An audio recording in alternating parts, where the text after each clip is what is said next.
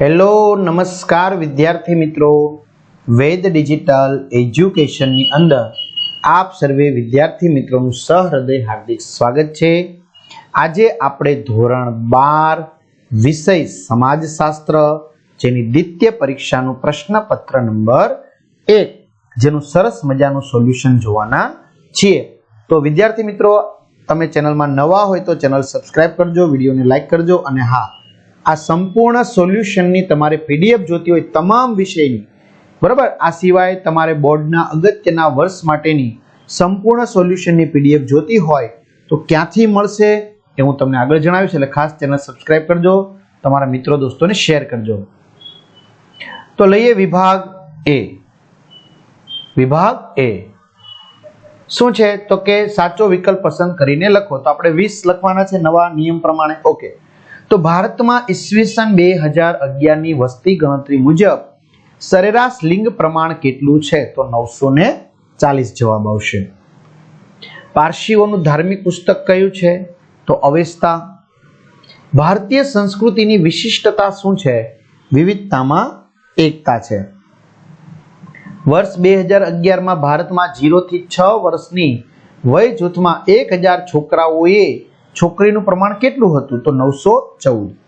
હવે વિદ્યાર્થી મિત્રો, આપણે વાત કરી કે દ્વિતીય પરીક્ષા જે છે એ દ્વિતીય પરીક્ષાના પેપર સેટ તમારે જોતો હોય વાંચવા માટે, કે પછી આવનારી બોર્ડની પરીક્ષા ટૂંક સમયમાં છે, બરાબર, તો એનો પેપર સેટ જોતો હોય તો એની પીડીએફ તમારે જોતી હોય તો ક્યાંથી મળશે?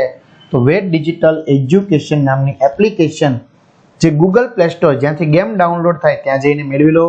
તમારા મોબાઈલ નંબર નાખી દો, સેન્ડ ઓટીપી કરજો, બરાબર, મોબાઈલ નંબર, બીજું કશું નથી નાખવું, સેન્ડ ઓટીપી કરજો એટલે આ રીતનું પેજ ખુલે। એમાં પેડ કોર્સની અંદર તમે જશો એટલે તમને તમામ વસ્તુઓ મળી જશે। એક્ઝામ પેપરમાં અત્યાર સુધી લેવાયેલી એકમ કસોટીના પેપર મળશે, એ ખાસ તૈયારી કરવી।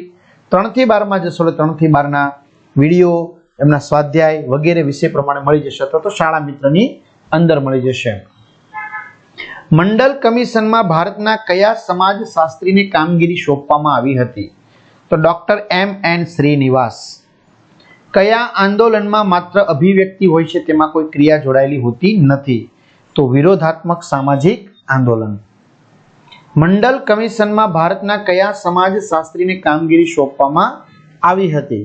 તો એમાં જવાબ આવશે ડોક્ટર એમ.એન. શ્રીનિવાસ આવશે, બરાબર। ત્યાર પછી ઈસવીસન 2011 ની વસ્તી ગણતરી પ્રમાણે ભારતમાં સૌથી વધુ બાલિકાઓ 0 થી 6 નું વય જૂથ પ્રમાણ કયા રાજ્યમાં છે?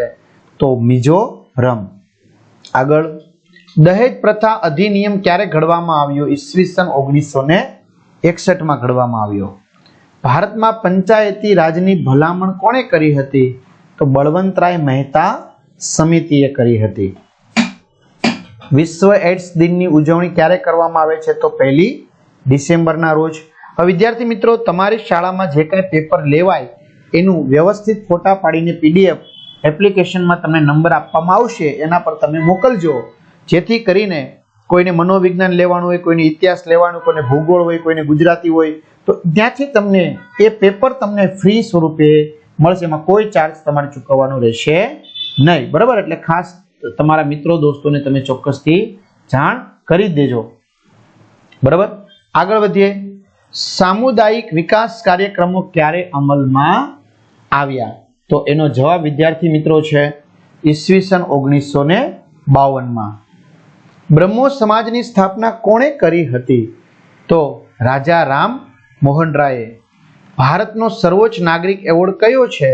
તો આપને ખ્યાલ છે ભારત રત્ન છે, બરાબર, જે ભારતનો સર્વોચ્ચ નાગરિક એવોર્ડ છે, જે ભારત રત્ન છે। ત્યાર પછી આગળ વધીએ। સંસ્કૃતિના મુખ્ય પાસા કેટલા છે? તો એમાં જવાબ છે 2। સંસ્કૃતિકરણનો ખ્યાલ કઈ ગતિશીલતા માટે પ્રયોજાય છે? જૂથ લક્ષી। ત્યાર પછી ભારતીય ફિલ્મ ડિવિઝનની સ્થાપના ક્યારે થઈ હતી? ઈસવીસન 1948 માં। સમાધાન પંચમાં કેટલા સ્થાયી સભ્યો હોય છે? 1। ત્યારબાદ ઘરેલુ હિંસા અધિનિયમ ક્યારે અમલમાં આવ્યો? તો 2005 માં અમલમાં આવ્યો। ત્યાર પછી વિદ્યાર્થી મિત્રો 20મો સવાલ લઈએ। ઈસવીસન 1901 માં ભારતમાં જાતિ પ્રમાણ કેટલું હતું? તો 972 હતું. કેટલું હતું? 972. આગળ વધીએ વિભાગ બી તરફ. એક વાક્યમાં જવાબ આપો એવા 10 પ્રશ્નો. શીખ ધર્મના 5 ક કોને કહે છે? તો પેલું કેશ, કંધો, કડુ, કચ્છ અને કિરપાણનો સમાવેશ થાય છે. ત્યાર પછી પશ્ચિમીકરણ પ્રક્રિયાનો પ્રારંભ ક્યારથી થયો છે? તો પશ્ચિમીકરણ પ્રક્રિયાનો પ્રારંભ યુરોપિયન પ્રજાના સંપર્કમાં થયો છે. બાળ અપરાધી કોને કહેવાય? તો સામાન્ય રીતે 7 થી 18 વર્ષની વચ્ચેની ઉંમર ધરાવતી કિતના ગેરકાનૂની વર્તનને ગેરકાનૂની વર્તનને બાળ અપરાધ કહે છે અને આવું કાનૂની વર્તન કરનાર બાળકને બાળ અપરાધી કહેવામાં આવે છે. કન્યા ભ્રૂણ હત્યા કોને કહેવાય છે? તો વિજ્ઞાન અને ટેકનોલોજીના વિકાસને કારણે સોનોગ્રાફીની મદદથી ગર્ભમાં રહેલા બાળકની જાતિનું પરીક્ષણ થઈ શકે છે. ગર્ભમાં રહેલું બાળક જો કન્યા જાતિનું હોવાનું માલુમ પડે તો ગર્ભપાત દ્વારા ભ્રૂણની હત્યા કરવામાં આવે છે અને કન્યા ભ્રૂણ હત્યા કહેવામાં આવે છે. તો સ્ત્રી ભ્રૂણ હત્યા પણ કહેવામાં આવે છે. ત્યાર પછી ભારતમાં ઈસવીસન 2011 ની વસ્તી ગણતરી મુજબ સૌથી વધુ લિંગ પ્રમાણ કયા રાજ્યમાં છે? તો 2011 ની વસ્તી ગણતરી મુજબ સૌથી વધુ લિંગ પ્રમાણ કેન્દ્ર શાસિત પ્રદેશ દીવ અને દમણમાં છે, 618. બક્ષી પંચે રચેલી નિષ્ણાંતોની સમિતિમાં સભ્ય તરીકે ગુજરાતના કયા સમાજશાસ્ત્રી હતા?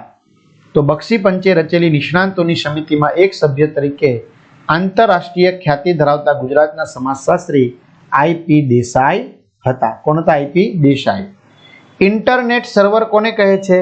તો ઇન્ટરનેટ પર માહિતી કે સેવા આપતા કમ્પ્યુટરને ઇન્ટરનેટ સર્વર કહે છે.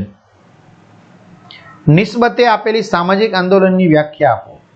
તો સામાજિક ચળવળને ચોક્કસ ધ્યેય હોય છે.